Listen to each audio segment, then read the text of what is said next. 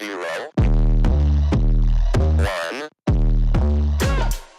Hello and welcome to Beyond Top 10 Tennis. My name is Dr. Ashley Morganberg and I am your host. Welcome to our special edition of the Wimbledon Championships and day 2 of Wimbledon, and essentially our rollout of our new Grand Slam format that we have been delivering all season long. I hope you enjoyed day 1. If you're yet to, I think, tune in, please do backtrack to really get, I think, a picture of the top and bottom half of the respective draws that played out yesterday, because today the other halves of obviously the women's and men's sides have unfolded. Obviously day 2 had the first half of the women's draw and the second half, so the bottom half of the men's draw that did unfold, with both obviously Swiatek to Djokovic in action.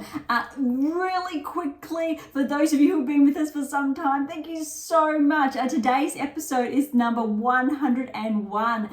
So yesterday's episode was for day 1, coincided with episode 100, and it was incredibly exciting. So if you did tune in, thank you so much.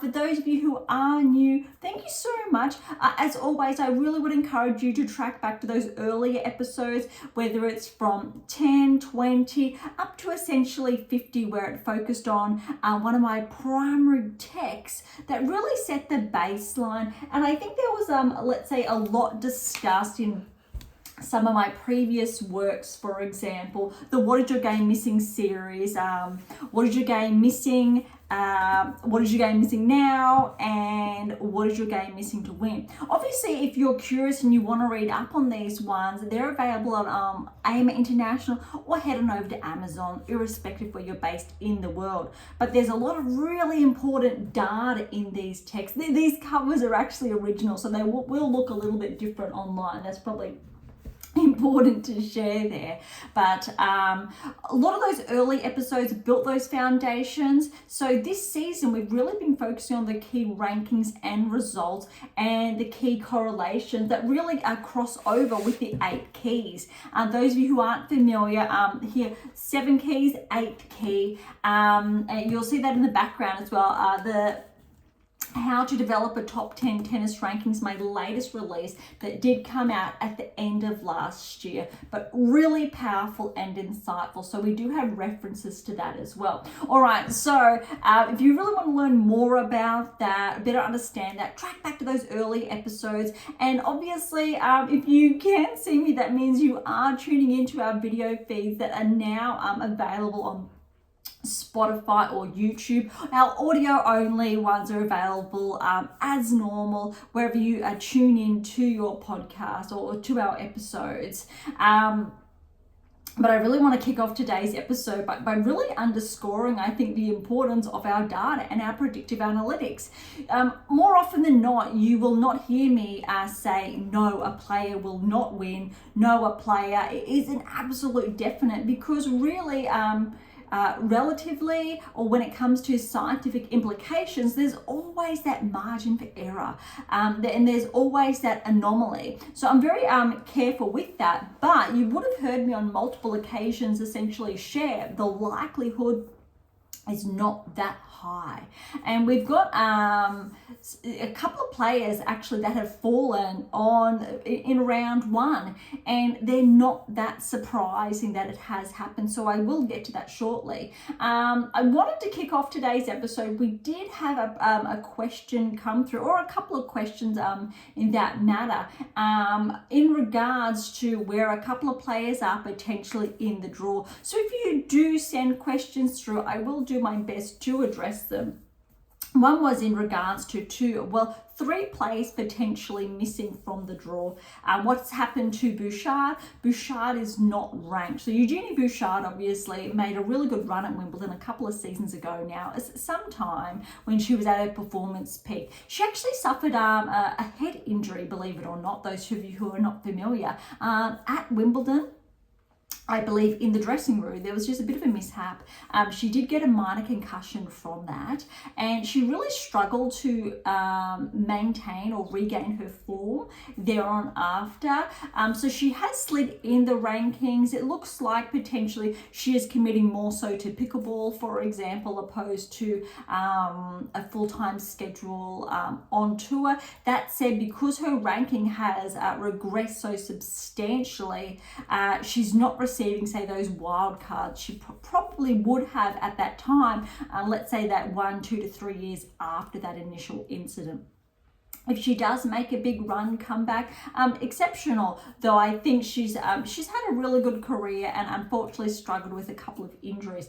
Halep was another one. So what's happened to Simona Halep? She was not granted a wild card, unfortunately. We had the likes from Osaka granted wild card, warranted. Wozniacki it was as well, but for some reason Halep wasn't. Those of you who may be on the fence or a little bit suspicious or not, say, in Halep's camp, please head on over to AM International and read that op-ed that I did probably a few weeks ago now, or maybe 1-2 months ago, when obviously the ruling was handed out, with really key implications from the player's perspective, but also the responsibilities of the coaching team. And it's something to really be mindful of, where players place a lot of their trust in their coaches, and it's really an issue of negligence from that coaching team. And unfortunately, it has really severely impacted Halep's career, but also I think public perception, those of you who are not familiar obviously with how that works.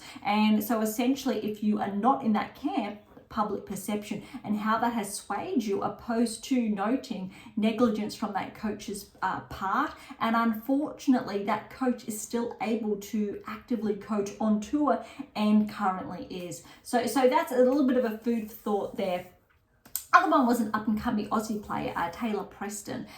She fell in the qualifying round. So if you did miss that, track back to those earlier episodes. Well, Wimbledon preview, we did have roughly, I think, 2 episodes back that really dived into, I think, those qualifying rounds, but also the draw as well. But also the different, I think, wild cards that obviously the respective Grand Slams do release.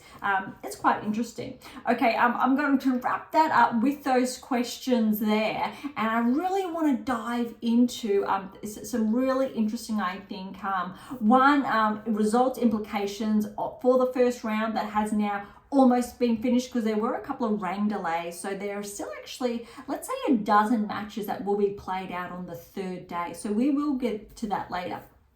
First and foremost, day 1, there was one match to wrap up, and that was Shelton's match. So those of you who are familiar, who were following, I did promise that I would obviously give an update in that respect. Shelton did come through against Bellucci in 5 sets. That's incredible. Bellucci is a qualifier, but the scoreline was 4-6, 6-3, 3-6, 6-3, 6-4. So Shelton obviously went down the first, came back in the second. Bellucci did get the second, so he was up 2-1. And I think potentially there was that, whether it was a rain delay or it was postponed because of a bad light, which we know does obviously quite commonly happen at Wimbledon. But then Shelton did run it home 3 and 4 in those final 2 sets. Okay, so we're going to start with the women's side, and obviously to kick things off is Swiatek, and then we'll head on over to the men's side and share those additional insights. All right, Swiatek over Kenin 3 and 4. Potentially, this could have gone a little bit longer. If you did watch that, no, Swiatek wasn't at her best, but more often than not, when we see players, especially inside the top 10 in those earlier rounds, they're not at their absolute best. They're finding their way, finding their feet. Similar happens in probably most Grand Slams, if not all, predominantly in those first 1, 2, 3 rounds, and then come the round of 16 is really when the more significant challenges happen. But if you're not finding your groove and finding that rhythm in those earlier rounds, you're more likely than not, again, predictive analytics, to fall in the round of 16. It's quite interesting. So irrespective that some players could have a 1-1, 1-0, etc. at this stage, you really need to remember also Swiatek Kenin's won a Grand Slam, plus she's been a Grand Slam finalist. So it was a couple of seasons ago now, Australian Open title, and then she was runners-up at the French Open. She had a really, I think, substantial run there and wasn't able to, I think, maintain that. Was still ranked inside the top 10 for a while before that substantial regression. She's clawed her way back inside the top, well, around 50 in the rankings. But we all know that you can still have those upsets because the level of play on the women's tour, when you're looking specifically even inside the top 80, is actually very, very high. I would probably argue the likelihood of a player on the WTA tour ascending is probably percentage points wise is higher than the ATP tour in the same ranking range. On the women's tour, you probably have more of, say, that 10-20%, whereas on the men's, I'd say 10-15% to more than likely progress, which is open for another discussion, probably at another time or in future episodes. All right, let's go down. We've got Jones wildcard. Martic got that win over Jones, 3-6, 6-1, 6-2. Putintseva, Kerber did get the wild card there. Was really hoping for Kerber to have a really good run here, especially because I think this is her first Wimbledon back. I think it's often forgotten that she did come back from, we'll say, maternity leave only at the beginning of the year. Just United Cup and then the Australian Open was her first Grand Slam back. She hasn't really had too much success since then, but she's a former champion, but Putintseva was too good, 7-5, 6-3. Siniakova Stulsic, a qualifier. I apologize for that mispronunciation there, but that was 4-2 to Siniakova, the 27th seed. Garcia Blinkova, really good win for Garcia over Blinkova there. That was 4-5. I'm interested to see how well Garcia tracks at Wimbledon, purely because we know she won the WTA finals a couple of seasons ago, has been inside the top 10, regressed, and so steadily regressed, say in the teens, then later teens to the 20s, and I think even late 20s. Now she's come back, she's 23, or she's seeded 23. And potentially, she definitely can progress. However, she hasn't been achieving those results at the Grand Slam level in more often than not in the last 2 seasons, or that level of consistency is not where it used to be. And what's really important to touch on in these earlier rounds is that players rely on their baseline. If you've been listening to us for some time now, you're familiar with what that baseline is. For those of you who are not, we're looking at those peak performances built onto that next peak performance. Predominantly that denotes a top 10 tennis player. However, if your baseline fluctuates, if you do not have that level of consistency at that peak performance level, you are not going to reach that round of 16 result at the Grand Slam level. We're really looking for that level of maintenance at that high peak performance that you're able to establish of that baseline. So whether that is equivalent to a top 10 tennis ranking, a top 50 tennis ranking, it's really depending on if you're going to make the first, second round or move on to the round of 16 quarterfinals, depending. And that's why you've heard me say, especially over the last, I would say probably the best part of the last 2 to 3 months, 50% of players inside the top 10 on the WTA Tour and ATP Tour are not aligning with that baseline, and why they're more susceptible to regressing.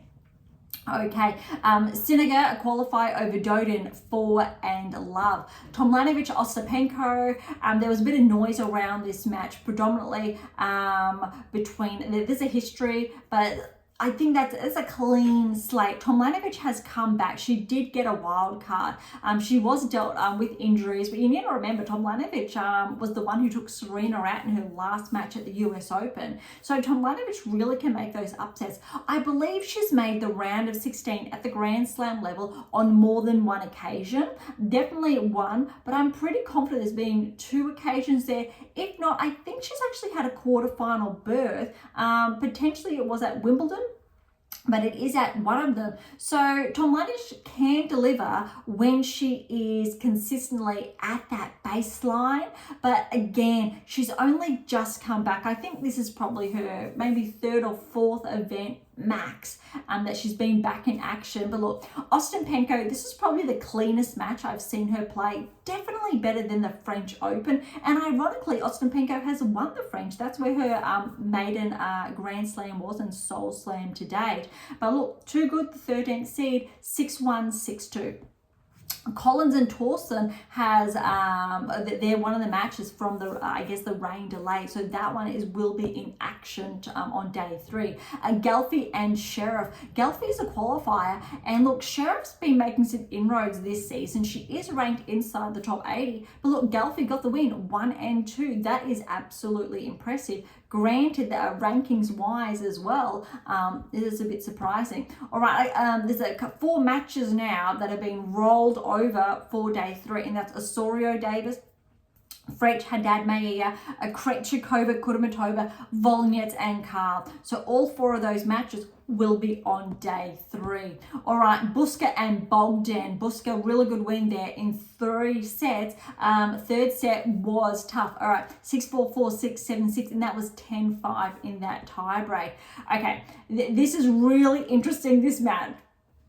You heard me say it on day 1, also in the Wimbledon preview. Vondrousova, if you watched, you know the result, all right? But there was that susceptibility there.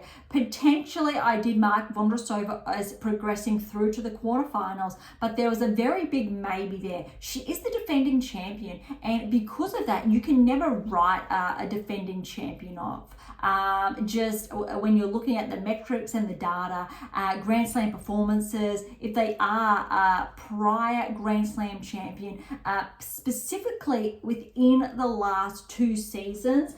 To learn more about that and the data, that's where these books come in. Really important when you're pinpointing that and the statistics there. However, we do know that we have had defending champions fall out essentially at the first hurdle, first round, etc. Vondrousova, prior to the French Open, was one of those players inside the 50% of the top 10 susceptible to regressing who were not performing. She did, and Jabeur is also on that list. Both Jabeur and Vondrousova picked up their level of play at the French Open and had relatively good results, in contrast to how they've been tracking most of the season. Vondrousova is actually ahead of Jabeur in respect to those metrics, specifically or exclusively.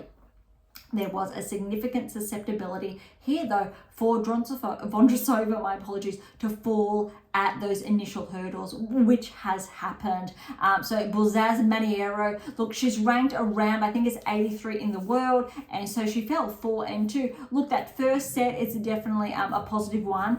It was relatively close, but then look, second set, Buzaz Maniero, she ran away with it. And I think it's a really important note of how powerful, again, the data is, how to better, I think, understand that and apply it to your own game. And that's where I think this one comes in. And I don't normally share I'm your tennis coaching guru, but it's a 10-year pathway that essentially incorporates all the texts prior. So specifically these 3 here, and the ones I shared, I think, over the last 2-3 days.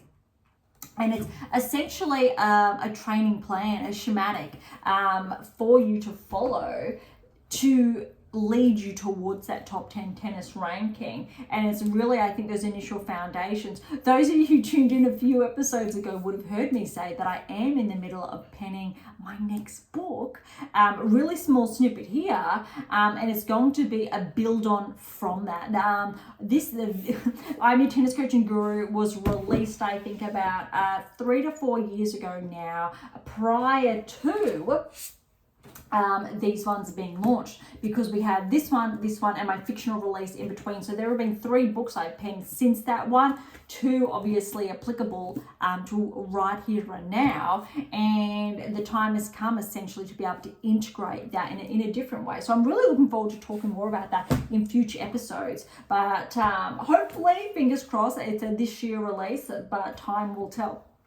Okay, but this is really what underscores Vondrousova's obviously result and how this has played out and why. What's really interesting here is the draw, how that has unfolded, and Vondrousova, I think it was, we'll check on this later, was earmarked to face, I think it was Swiatek in the quarters, Rybakina then in the semi-finals. And Rybakina's next against Rus with the qualifier, and Rybakina really clean up one here, 3-1. So Rybakina 2 seasons ago, I believe it was, did win Wimbledon, wasn't able to defend her title.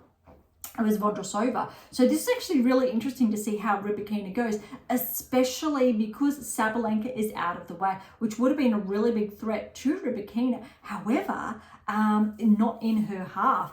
Gauff's draw has opened up substantially. Swiatek's quarter somewhat, but we'll get to that later. All right, Siegman and Bandel were next match, and that was Siegman with the win, 4-1. Look, Wozniacki got a wild card. Parks qualified, ironically, and Parks won her maiden title only a few weeks ago. So I'm not sure why it was basically qualified, but I think it's because her ranking hasn't yet tracked inside the top 100. She's still hovering outside. But Wozniacki got a really good win, 2-1, which is a little bit surprising. That said, though, I think it was last week or the week before, she had a really good run on the grass. I think she made she got 2-3 wins under her belt. So this is a good win for her. She will play Fernandez next, though. Fernandez got a good win over Bronzetti, 4-3. Now remember, last week it was, I believe, Pegula Fernandez in the final there, I think, from recollection. And look, Fernandez, really good. She's on a high. She's on a career high. Also, even though she's seeded 30, she is now ranked 25 in the world. Wozniacki wildcard, but because of her results the past fortnight, she is inside the top 100 again. Likewise with Badosa, that I've also touched on in previous episodes. So this is going to be a very big test. Layla is definitely favoured for this win if she's picking up, I think, her performance from last week.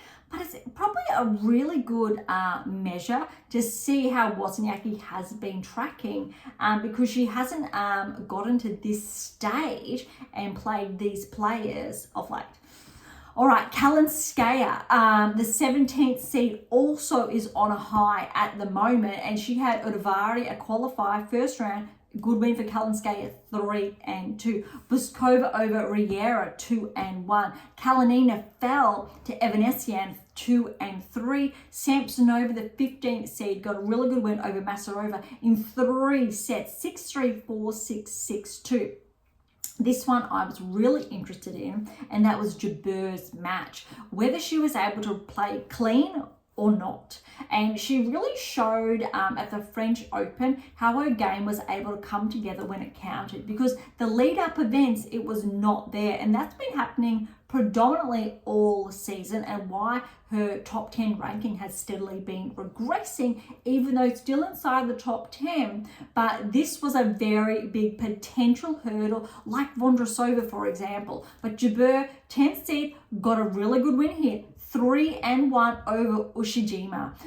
So that's probably a really good, I think, factor there. Next up, though, for Jabeur, the draw is really in her favour. She has a qualifier because Gadecki, the Aussie, played another qualifier, Montgomery, from the States. Montgomery got through 4-4, so Jabeur will face a qualifier. So if her level of play is nice and clean, it is at her typical baseline that we know can come through, because she is now potentially one of the favourites if we're looking at Grand Slam metrics alone, purely because she was that finalist. And I think it is 2 years in a row as a finalist, and you can't discount her. And this is why this half of the draw is so entrenched. Swiatek, Rybakina and Jabeur, if going on Grand Slam metrics alone, because the other half has opened up. Okay, so that one's going to be quite interesting.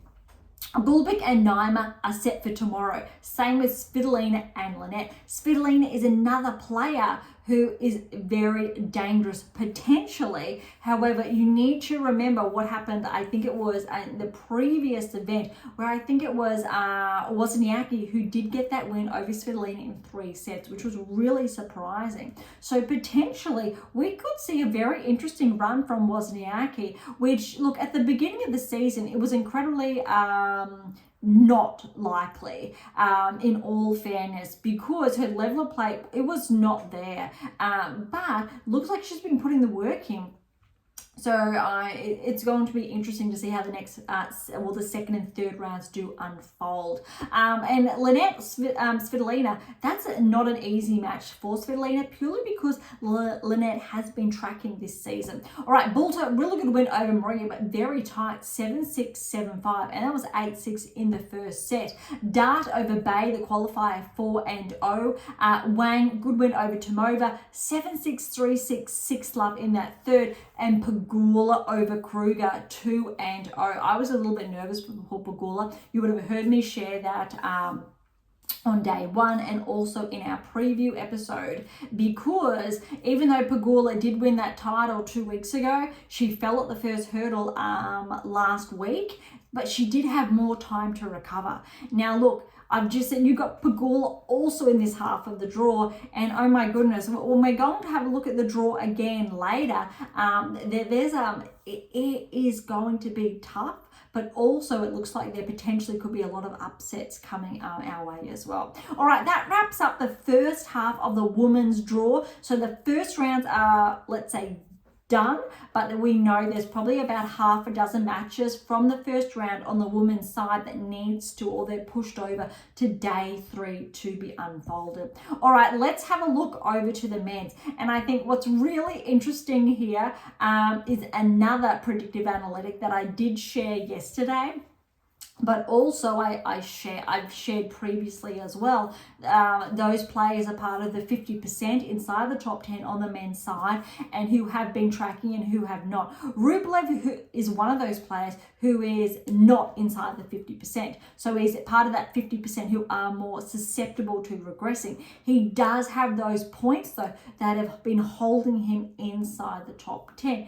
By no means is he having a poor season. He's still, I believe, won at least one title. So the bar is very, very high. But he hasn't been performing, let's say, quarterfinals and further at the Grand Slam level consistently, which is a very steep metric in all fairness, but that's really an incredibly high benchmark we need to set for the best players in the world. Rublev fell first hurdle to Komesana, and that was 6-4, 5-7, 6-2, 7-6, and that was 7-5 in the fourth. So look, it was obviously one set all, and Komesana, he came back and 6-2, 7-6 in those last 2 sets. That's an incredible win for Komesana, but I think we need to really look forward to the hard court season for Rublev to see, I think, how his level of play unfolds, in contrast to, let's say, grass court. Walton got a really good win over Korea, 3-3 and 5. Daderi, a good win over Choinsky, a wild card, 7-5, 4-6, 2-6, 7-5, 6-2. So down 2 sets to 1 and came back to win those other 2 sets. A really good win for Daderi, and that's going to be really interesting because he's another up and coming Italian, and he will have Mazzetti next, because Mazzetti, 25th seed, got through in 4 against Lestienne, 4-6, 7-6, 6-2, 6-2. Looks like Lestienne really did deliver, especially in those 2 sets. Just lucked out, 7-4 in that tie-break second set, and then Mazzetti, obviously his ranking favoured him in those final 2. A surprise one here, kind of. Mapesh Pericard was favoured to potentially have that upset against Korda. Korda actually is on a rankings high at the moment, but there was always potentially a level of susceptibility here. Interestingly, Mapesh Pericard is a lucky loser. So Korda, yes, on paper favoured, but it also, if you've tuned in our most recent episodes, you would have heard me share that potentially Mapesh Pericard could cause an upset here. And look at this scoreline. There are 4 tiebreakers. This is absolutely brutal, but a sensational match for both players. 7-6, 6-7, 7-6, 6-7. That is incredible. So 2 sets apiece, tie breaks, nothing essentially separating these two players, 6-3 to Mapesh Perikard in that 5th set. And look, those tie break scores are just as tight. First, 7-5 tie break, 4-7 tie break, 8-6 tie break, 4-7 tiebreak, and then the 6-3. You do not get that much closer than that. Obviously, the 5th could have been, but that really shows Mapesh Perikard is flagged to progress in the rankings. He was not inside the top 100 3 months ago. Maybe it's 2 months ago. He had that breakthrough tournament event on the clay prior to the French. Incredible performance, came out of nowhere, was given a wild card, and I believe he made it to the final. I'm not too sure if he won it or not, but he did track, and an incredible performance, had a steep rise in the rankings. This is going to really help him getting that first round win. I think this has to be Mapesh Perikard's first Grand Slam appearance. So that, what an exceptional way to make your maiden slam appearance. All right, because the French Open, I think Mapesh Perikard, he may or may not have had a wild card there. So I want to be careful there, and only because he's French, potentially got that wild card. So potentially there is a bit of discrepancy there, but it could be his very first maiden slam. But it definitely is Mapesh Perikard's first Wimbledon performance in the main draw. All right, Nishioka Borges, Nishioka with the win in 4, 6-2, 7-6, 8-6 in that tiebreak, 2-6, 6-3. Ruusuvuori and McDonald, they will play on day 3, and the winner of that will play Tsitsipas, who got through against Daniel, 7-6, 6-4, 7-5. That's a really good win for Tsitsipas. There was some susceptibility there that Tsitsipas could fall, but Tsitsipas is favoured to progress to at least the 3rd round, ideally the round of 16, before I think a little bit of trouble comes his way. All right, Fritz, a really good win over O'Connell, keeping up his form from last week, 1, 2, and 4. Nishikori and Rinderknech, they've pushed for day 3 as well. Kaboli over Rinka Hijaka, the Aussie, 7-5, 4-6, 6-4, 6-4 to Kaboli. So Rinky, that's a tough one there, but well done to Kaboli. Evans and Tabillo, they also on day 3.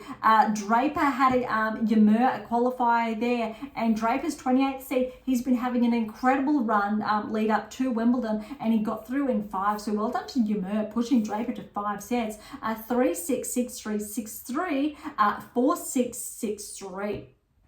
All right, Nori Diaz Acosta, Nori with the win there, 5-5 and 3. Giron over Searle, another wild card, 3-6, 6-3, 4 and 4. Zverev, a really clean win over Karabalas Bayina, 2-4 and 2. Hurkacz, he did fall for the first set, but then came back against Albert, a qualifier there, 5-7, 6-4, 6-3, 6-4. More so impressed by Zverev's clean win there, but Hurkacz, we know how he's had a really good run at Wimbledon. Believe it or not, I believe it was Hurkacz who did get a win against Federer at Wimbledon that really showed that he was arriving, and shortly thereafter he did progress into the top 10.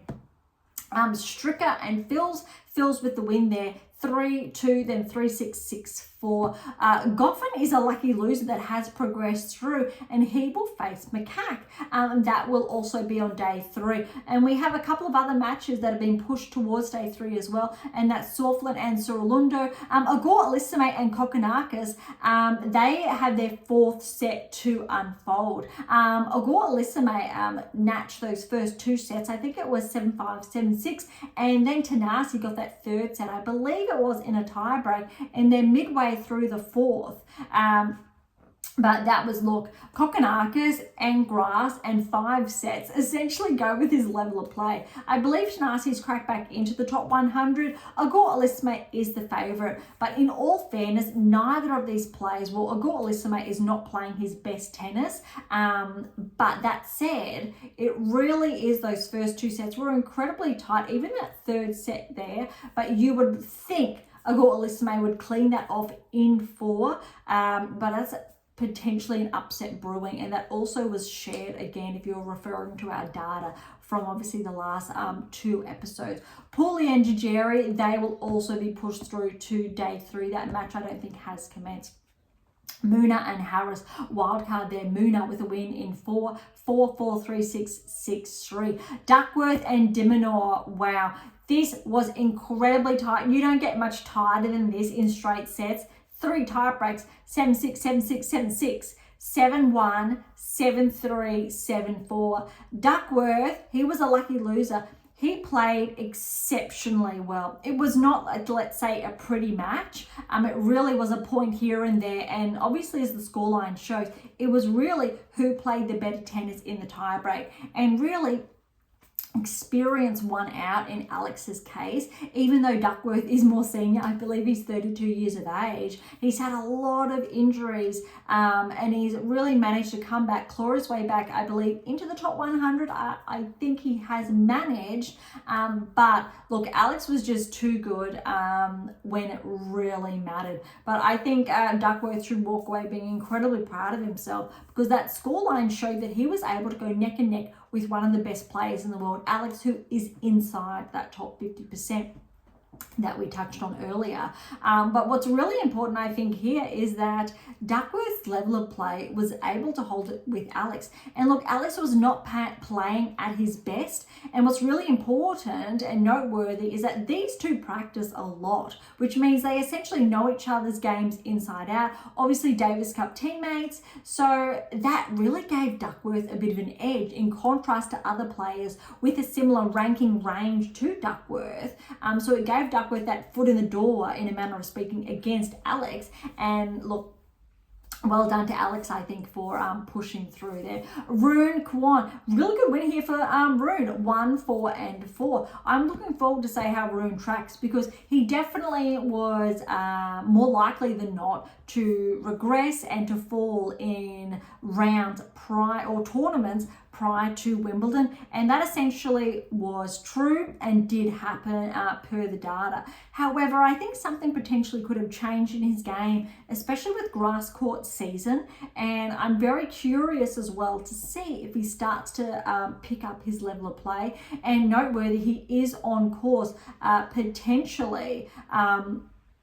Well, he's in Djokovic's half, and I did touch on that yesterday, and we'll look at the draw as well, because I believe they're looking at a quarterfinal matchup if Rune does progress that far. All right, Say Both Wild, 5 sets over Jubb, another wild card, 1-6, 3-6, so he came back down from 2 sets to love. Third set was 7-6, 8-6 that tiebreak, 6-4, 7-5. That's exceptional for Say Both Wild. And we also know Say Both Wild has been tracking just slightly this season. All right, Hals and Eubanks, they've got to finish that off tomorrow, as well as Karatsev and Kakanakov, the 21st seed. That's been pushed to day 3. 4 more matches on day 2 of the Wimbledon Championships. Etcheverry, 30th seed over Nardi, 1, 4, and 2. Popyrin got through, another Aussie over Monteiro in 4. Great win for Alexei there, 6-4, 6-7. That was 10-8 in that tiebreak. 6-3, 6-4. That's a really good win. He'll face Etcheverry next. I'd give Alex a really good chance against Etcheverry. And third round then potentially is Djokovic if we're going on seeds. So we've got Moro Canas, a qualifier. He went down to Fernley, a wild card, 7-5, 6-4, 7-6. And that tiebreak score was 14-12. And Djokovic, really good win over Kopriva, a qualifier. Did Djokovic play his best tennis? He didn't. A little bit scary, but he was just finding his rhythm there. Scoreline was 1, 2, and 2. Really good win there. Okay, so that really wraps up the second half of the men's draw, first half of the women's draw, respectively. Let's go over and have a look now at the draw and what really is going to be unfolding, I think, on day 3 as well. All right. We've touched obviously on Rublev out of the draw, which really opens up, I think, the chances for Tsitsipas. So Tsitsipas really is favoured now to have a relatively smooth run to the quarterfinals, especially because Korda is out of his way. Really, really interesting. Mazzetti is there, so he's the only other seed in obviously Tsitsipas's half, Musetti could potentially make a round of 16 berth at Wimbledon, and I wouldn't put that past him. He potentially could very well do that. And we know what happened obviously at the French with Musetti and Djokovic, so that's going to be quite interesting. However, if Tsitsipas does fall, we are going to have a new player progress to the quarterfinals, and the likelihood of that is probably 50-50 in all fairness. All right, going down, we know Fritz now has that win. Fritz is flagged then to go through to the quarterfinals. Zverev, though, is on par to meet Fritz. Now, I think both of those players are favoured at this stage to track, and the winner of those two looks like they will be making a semi-final appearance. You can't go past Zverev given that he is a recent finalist and his level of play, but would love to see Fritz potentially push through, potentially also because of his current level of play or his recent title win. And I believe that was his third time he'd won. Believe it was Eastbourne. Okay, tracking down the draw here. So on the other quarter is Hurkacz, who's favoured to progress again to the quarterfinals. However, on his side there is Djokovic. So it's Rune's flagged to meet Djokovic in the round of 16, whereas Hurkacz is flagged then to meet Alex in the quarterfinals. That's going to be, I think, really, really interesting. Sorry, they're flagged to meet one another round of 16. Yeah, if I'm reading that correctly. So the winner essentially of Hurkacz and de Minaur will face then Djokovic in the quarterfinals. That is a really tough quarter, and probably the strongest quarter that is now remaining, with obviously Rublev out of the way on that half. We know obviously from yesterday's results, most of the seeds did get through. There weren't that many upsets. Sinner obviously is there, and Alcaraz, they are favoured. Medvedev's through. So Medvedev, Sinner are flagged essentially for the other quarterfinal. And then when we're looking at the draw, really we've got Alcaraz. He's on par then with Rudd. Potentially Rudd could have an upset, I'm thinking, against Bublik as the draw tracks, but also Bublik needs to get past Paul, and Paul's been playing some really good tennis. All right, I think that's enough of the draw there, or looking forward, and really I think the matches that are potentially going to play out. But for day 3, the key matches, other than the ones that have been pushed forward from day 2 to day 3, I touched on this yesterday as well. Berrettini and Sinner, they are big ones to look forward to. Now we know Shelton got through in 5, and that was really against Bellucci that I touched on, but that's incredible. He will play Harris as well, who also won in 5. Wow.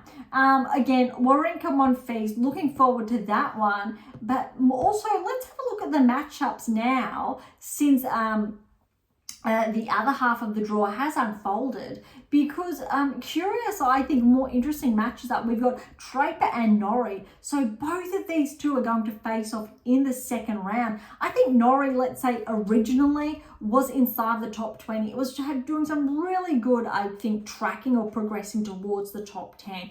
Then he had that slight regression. Evans was very similar and up there, but Draper has just come through for British tennis, and he has that seeding. So he's definitely favoured, but you need to give Norrie a bit of a chance there as well. Zverev will play Giron second round. Giron has also been tracking over the last, I'll say the best part of the last 4 to 6 weeks. So I think on paper, even though Zverev is favoured, potentially Giron could cause some issues, potentially. All right, de Minaur has Munar next.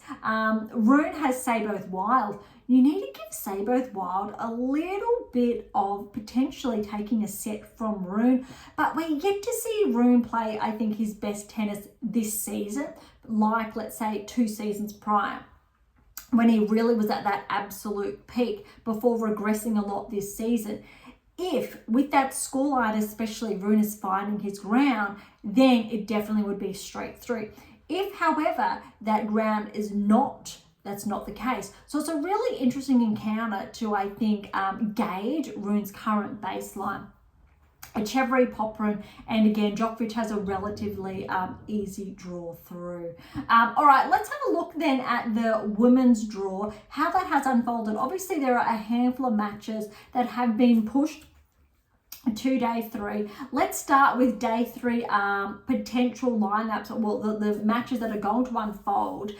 Look, Zheng is out, so that whole top quarter of the draw really has opened up. I'm interested to see how Pavlyuchenkova tracks against Zhu, because she's favored now in that top section to progress to the round of 16. The other play there is Sakkari, but Sakkari is against Rus, the S, no E, that one, and to see how she tracks, but also Raducanu against Mertens. That's interesting. On paper, Mertens is favoured. However, let's see how Raducanu really does track, because I believe potentially she could get through to Sakkari and maybe upset. That said, Sakkari was playing really good tennis hard court season. I think it was Indian Wells she made the finals through. Had a bit of a regression there, didn't play as well as we'd hoped on the clay, but maybe on the grass her game is going to pick back up. All right, Badosa has Fruhvirtova, that 17-year-old that took out Mira Andreeva in the first round. You need to favour Badosa when you're looking at experience alone level of play. However, Fruhvirtova has come up in the rankings really, I think, steadily. So I think as far as rankings are concerned, Fruhvirtova is favoured, but you need to give Badosa the edge there. I'm hoping for Badosa's sake she gets a good run here and potentially makes the round of 16. She definitely has it in her. Same with obviously Paolini, who does have Minen, and I believe Osaka will be in action. I could have skipped her in the draw. No, Osaka has Navarro. I think that's a huge match to look out for, and also Schneider and Stevens. So I think there are a lot of exciting matches on the women's side. Look, Gauff has Todoni, but I think Osaka and Navarro is a huge one. Same with Schneider and Stevens. Schneider did not get a seeding, even though she is now, I think, 30 in the world, as obviously our predictive analytics had suggested. So Schneider, I would say if she gets through, potentially could cause an upset there.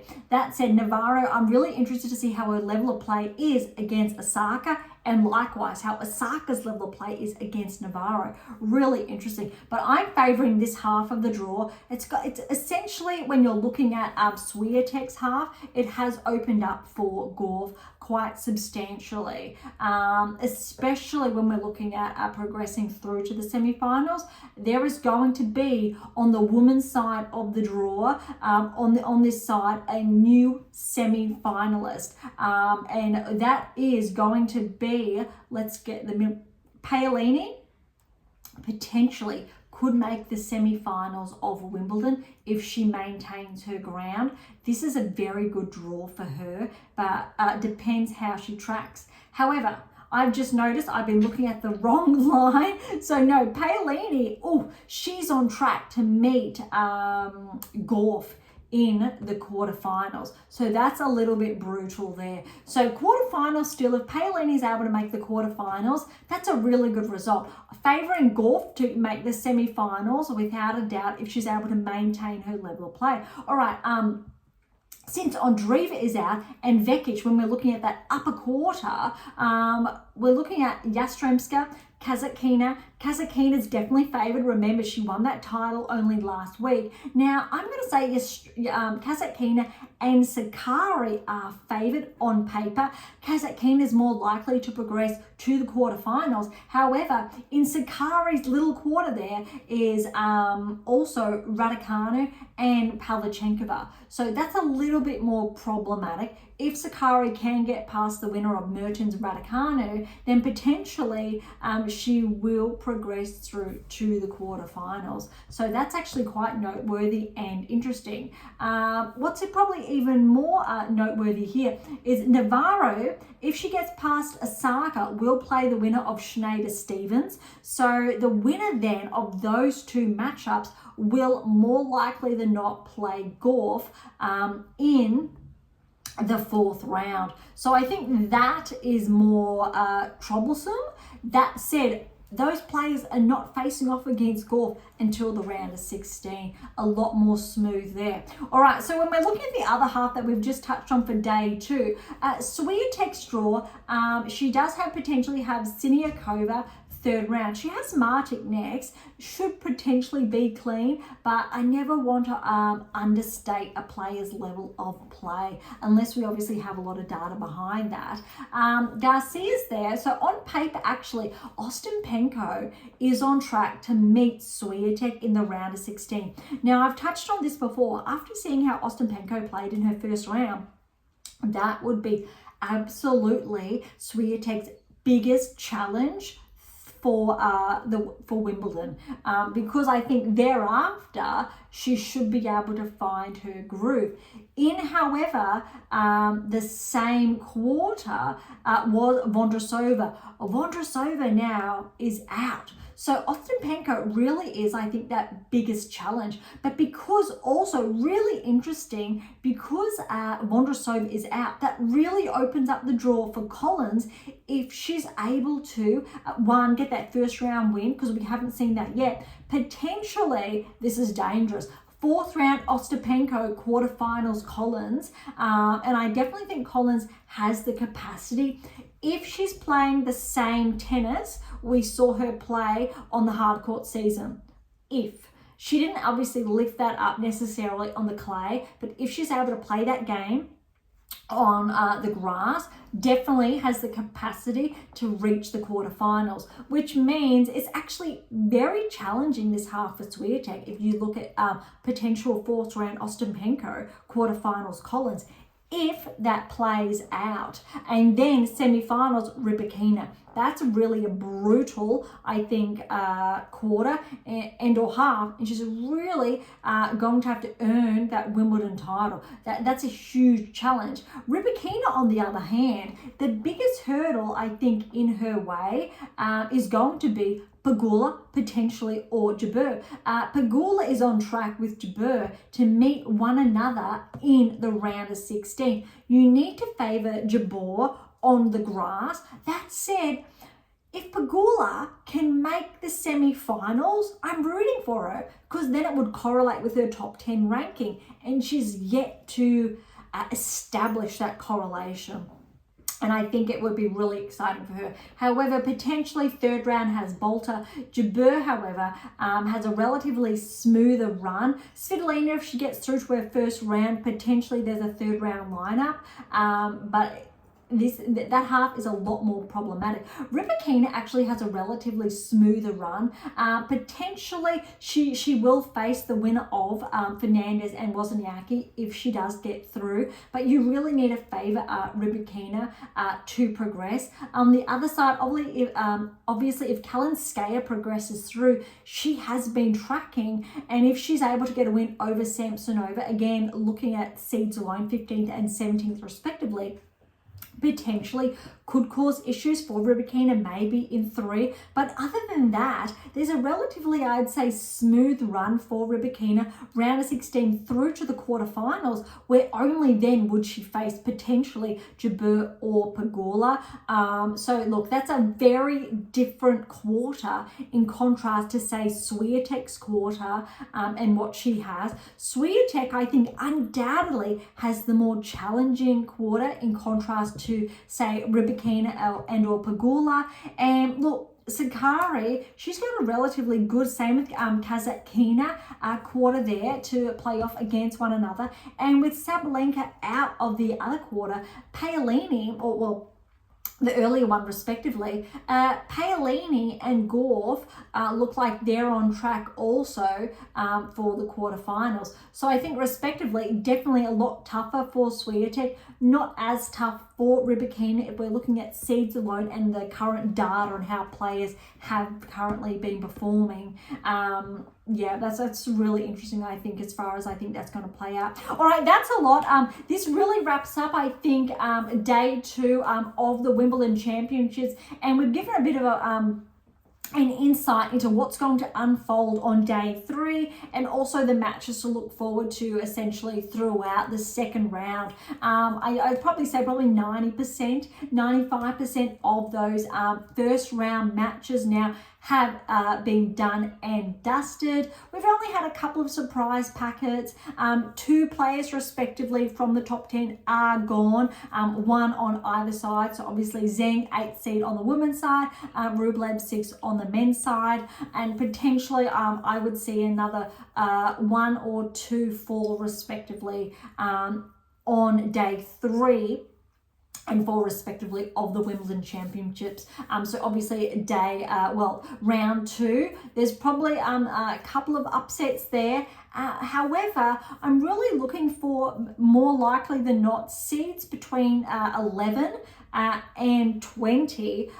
We're probably going to see a few more fall, and obviously we have seen a couple of them fall on the respective tours. Quarter, for example, was one that we've touched on today.